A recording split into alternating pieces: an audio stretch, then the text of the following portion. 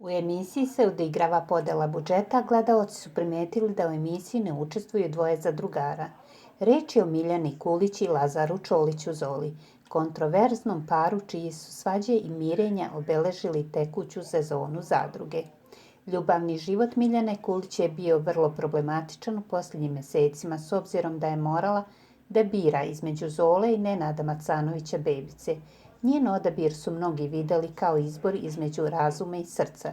Bebica kao miran, ali čudan momak obeležavao je izbor razuma, tim pre što su Kulići navijali da Miljana izabere Bebicu za svog muža. Nenad u jednom trenutku čak i verio Nišlijku.